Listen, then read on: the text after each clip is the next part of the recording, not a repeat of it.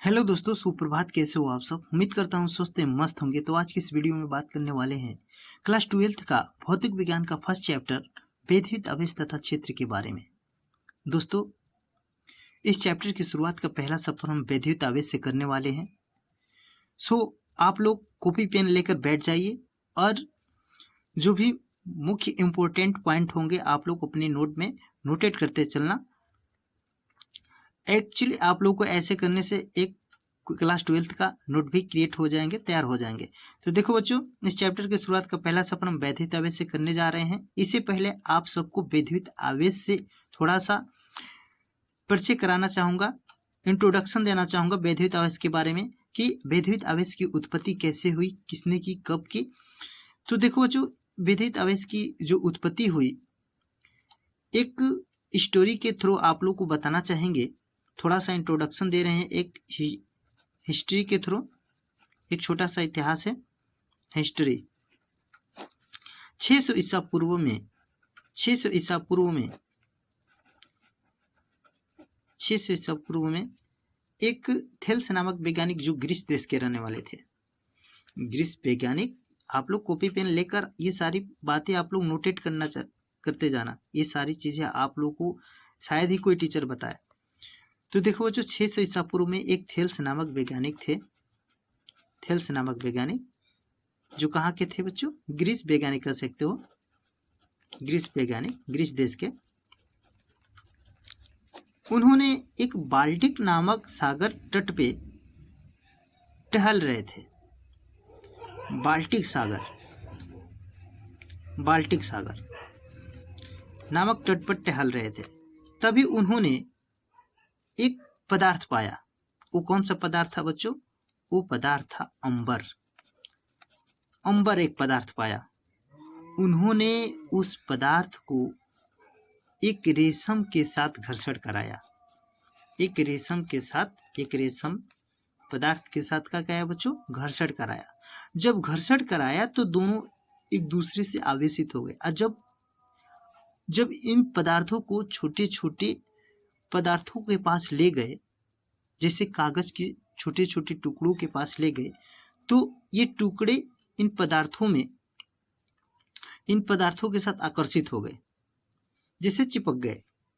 तो उन्होंने ये बताया, 600 ईसा पूर्व में ये बताया कि जो अंबर नामक पदार्थ है ये एक प्रकार का आवेश है।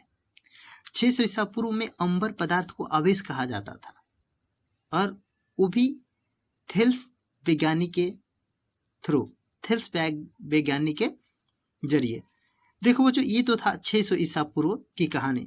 बट रिसर्च जारी रहा, रिसर्च चलता रहा। समय बीतता गया और समय 1600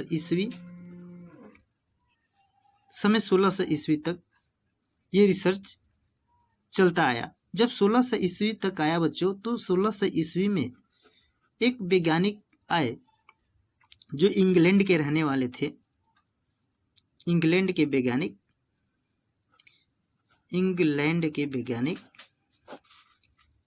ये छोटी ही रहता। इंग्लैंड के वैज्ञानिक गिलबर्ट एक 1600 ईस्वी में गिलबर्ट नामक वैज्ञानिक आते हैं। जैसे 600 ईसा पूर्व और 1600 ईस्वी अर्थात नियर अबाउट 1500 ईयर्स, अर्थात 1500 साल बाद। 600 ईसा पूर्व और 1600 ईस्वी में कितना डिफरेंस हो जाएगा बच्चों? नियर अबाउट 1500 साल बाद इंग्लैंड के वैज्ञानिक गिलबर्ट आते हैं, और उन्होंने अपने प्रयोगों और प्रक्षेपणों के माध्यम से इस बात की पुष्टि करते हैं, इस बात का प्रतिपादन करते हैं कि जो अंबर नामक पदार्थ है वो सच में एक प्रकार का आवेश है। अंबर नामक पदार्थ जो 600 ईसा पूर्व में अंबर नामक पदार्थ को जो आवेश कहा जाता था, वो सच में वो वस्तु आवेश ही है। जैसे उन्होंने एक कांच का, गिलबर्ट नामक जो वैज्ञानिक था, उन्होंने एक कांच की छड़ ली, और कांच की छड़ के साथ उन्होंने एक आबनुस नामक पदार्थ के साथ घर्षण कराया, जिसको एबोनाइट भी बोला जाता है। इसको एबोनाइट इसी को आपनुस बोला जाता है, आपनुस। तो कांच की गिलबर्ट नामक वैज्ञानिक 1600 ईस्वी में क्या करते हैं, कांच के छड़ लेते हैं और एवोनाइट के साथ क्या कराते हैं, घर्षण कराते हैं। जब घर्षण कराते हैं बच्चों, तो उन्होंने ये देखा कि घर्षण के साथ दोनों वस्तुएं आवेशित हो गई। घर्षण के बाद जब छोटे छोटे कागज के टुकड़ों के पास ले गए गिलबर्ट नामक वैज्ञानिक, तो छोटे छोटे कागज के टुकड़े एक कांच के छड़ के साथ चिपक गए, आकर्षित हो गए। तो उन्होंने इस प्रयोग के माध्यम से ये बताया कि जो अंबर जो नामक पदार्थ है वो सच में क्या है, आवेश है। तो इस तरह मतलब 600 ईसा पूर्व में और 1600 ईसा पूर्व में इन दोनों बातों का मतलब भली भात जिक्र रहा, बट रिसर्च अभी भी जारी रहा। समय बीतता गया। अब आता है एक ऐसा समय 1752 ईस्वी में एक वैज्ञानिक आते हैं, बेंजामिन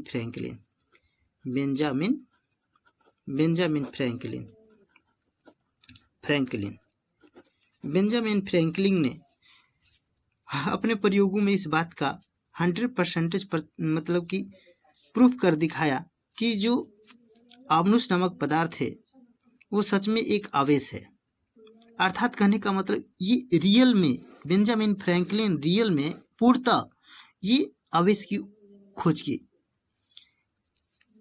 ये जो बेंजामिन फ्रैंकलिन ने, यहाँ नोट कर देना है, बेंजामिन फ्रैंकलिन ने पूर्णतः आवेश की खोज की 1752 ईस्वी में आवेश की खोज की। ये देखो बच्चों, ये इनका भी एक प्रयोग रहा। इन्होंने क्या किया, जब आसमान में जब कड़ाके की बिजली कड़क रही थी, गरज रही थी, चमक रही थी, तो उन्होंने ये देखा कि जब बिजली पृथ्वी तल पे मतलब किसी वस्तु के ऊपर गिरती है तो वो डिस्ट्रॉयड हो जाती है, नष्ट हो जाती है। तो उन्होंने ये आइडिया लगा कि उसमें ऐसी कौन सी पावर है, वस्तु के ऊपर गिर रही है तो वो क्षय हो जा रही है, डिस्ट्रॉयड हो जा रही है। तो उन्होंने अपना प्रयोगों के माध्यम से एक पतंग बनाया, जो मतलब रेशम का डोर लगा हुआ था और पतंग में कुछ चालक छड़ लगे हुए थे, कुछ सुचालक मतलब तारे लगी हुई थी बच्चों। तो अब आते हैं वैद्युत आवेश की ओर। वैद्युत आवेश होता क्या है,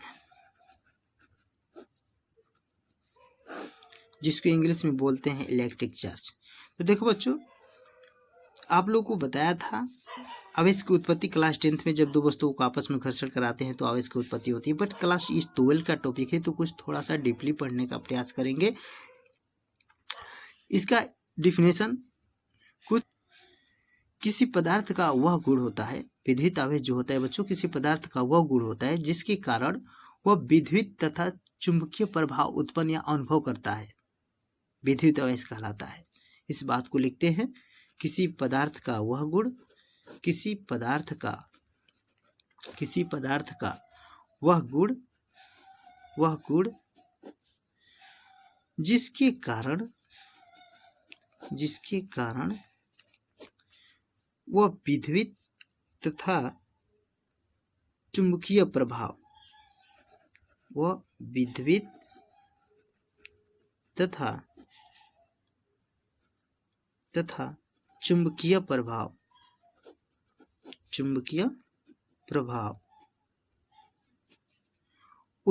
तथा चुंबकीय प्रभाव उत्पन्न या अनुभव करता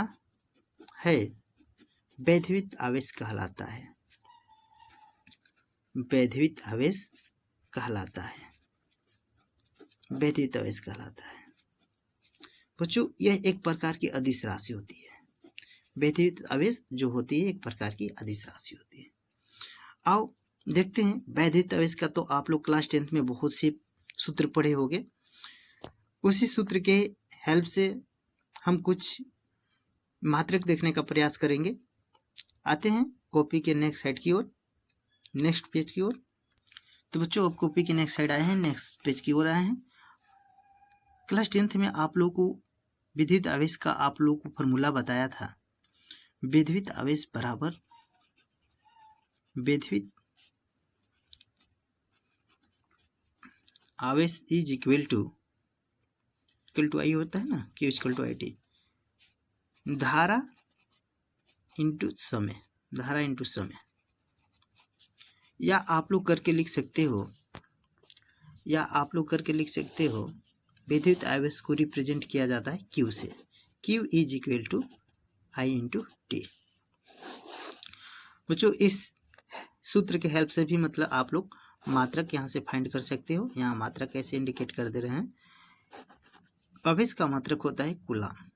आवेश का मात्रक क्या होता है? कूलाम होता है। और कूलाम को रिप्रेजेंट किया जाता है बच्चों C से। ऐसे मात्रक आप लोग देखना, कूलाम को, आवेश को रिप्रेजेंट किया जाता है Q से, और Q का मात्रक होता है बच्चों कूलाम। और इज इक्वल टू है तो इक्वल टू यहाँ पे मैंने लगाया। धारा एम्पियर, धारा को किस में मापा जाता है? एम्पियर में मापा जाता है। तो यहाँ पे लिख दे रहे हैं एम्पियर, इंटू है तो इंटू, और समय को किस में मापा जाता है? सेकेंड में मापा जाता है, सेकेंड। अर्थात यहाँ दो मतलब कि हम विद्युत आवेश का मात्रक देखें, पहला मात्रक कूलाम और दूसरा मात्रक एम्पियर इंटू सेकेंड। अब इतना ही नहीं बच्चों, ये जो कूलाम है ना, ये कूलाम एम के स्पत्ति में होता है। एम के स्पत्ति में विद्युत आवेश का मात्रक जो होता है कूलाम होता है। अब देखो बच्चों, ये तो एम के स्पत्ति में हो गया। अब हम बात करें CGS पत्ति में, CGS पत्ति में, तो CGS पत्ति में जो विद्युत आवेश का मात्रक होता है वो होता है स्थित कूलाम। स्थित कूलाम, स्थित कूलाम को हम ESU भी बोलते हैं। ESU भी, ESU का मतलब होता है इलेक्ट्रोस्टैटिक यूनिट। यहाँ लिख दे रहे हैं बच्चों, आप लोगों को याद रहे, ESU, ई का मतलब होता है इलेक्ट्रोस्टैटिक यूनिट, यू का मतलब यूनिट। अर्थात CGS पत्ति में कोई पूछे विद्युत आवेश का मात्रक क्या होता है तो आप लोग इजीली बता दोगे स्थित कूलाम, जिसको ESU भी बोला जाता है। अब बच्चों बात आती है कि कूलाम के क्या यही मात्रक होते हैं? नहीं बच्चों, कूलाम के अन्य भी मात्रक होते हैं। छोटे भी मात्रक होते हैं, बड़े भी मात्रक होते हैं। ये दोनों आप लोगों को अभी दिखाना चाहेंगे। इससे पहले एक छोटा सा पॉइंट नोटेट कर दे रहे हैं, ये बहुत मोस्ट इम्पोर्टेंट है। अगर कोई पूछे कि एक कूलाम में कितने स्थित कूलाम होते हैं, एक कूलाम में कितने स्थित कूलाम होते हैं, तो बच्चों ये होते हैं 3 × 10⁹ स्थित कूलाम। या आप लोग ऐसे भी इस बात को रिप्रेजेंट कर सकते हो 1C, अर्थात 1 coulomb equal to 3 × 10⁹ ESU, electrostatic unit. तो ये बात आप लोग भली बात याद रखे रहना। 1 कूलाम इक्वल टू कितने स्थित कूलाम होते हैं, तो 3 × 10⁹ स्थित कूलाम होते हैं। अब बच्चों चलते हैं, जो बड़ा मात्रक होता है विद्युत आवेश का, जो बड़ा मात्रक होता है वो होता है फैराडे। यहाँ नोट करते हैं आवेश का सबसे बड़ा मात्रक, आवेश का सबसे बड़ा मात्रक जो होता है बच्चों, मात्रक वो होता है फैराडे। ये आप लोग याद रखे रहना, ये बहुत अल्टरनेटिव क्वेश्चन के लिए मोस्ट इंपॉर्टेंट क्वेश्चन बनेगा। आवेश का सबसे बड़ा मात्रक फैराडे। अब क्वेश्चन फिर से बनता है कि एक फैराडे इक्वल टू कितना कूलाम होता है, तो इस बात को भी आप लोग नोटेट कर लो। एक फैराडे इज इक्वल टू 96500 अर्थात 96,500 कूलाम होते हैं। एक बात याद रखे रहना, एक फैराडे इक्वल टू 96,500 कूलाम होते हैं। अब बच्चों आते हैं, बड़ा मात्रक तो हो ही गया, अब आते हैं विद्युत आवेश के अन्य मात्रक की ओर। विद्युत आवेश के अन्य मात्रक, एक छोटा सा हेडिंग लगाते हैं, विद्युत आवेश के अन्य मात्रक।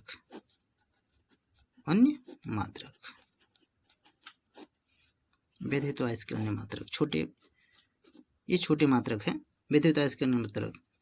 तो विद्युत आवेश के अन्य मात्रक में बच्चों ये आएगा milli coulomb, micro coulomb, nano coulomb. या आप लोगों को क्लास 10th वाले में भी मतलब आप लोगों को पढ़ाए थे। Milli coulomb 10⁻³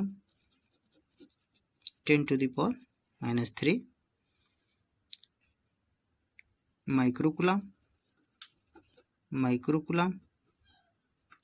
coulomb equal to 10⁻⁶ और नैनो कूलम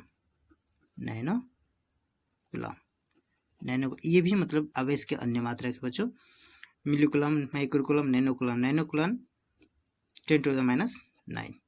तो इस तरह आप लोग बड़े मात्रक, अन्य मात्रक, छोटे मात्रक, ये सारा आप लोगों को वैद्युत आवेश से रिलेटेड सारे मात्रक बताए। तो बच्चों आज की मेरी वीडियो बस यहीं तक थी। अगर मेरी वीडियो आप सबको अच्छी लगी हो तो please like, subscribe and share जरूर करें। तब तक मेरे साथ ऐसे ही बने रहे। फिर मिलते हैं नेक्स्ट वीडियो में। Thanks for watching.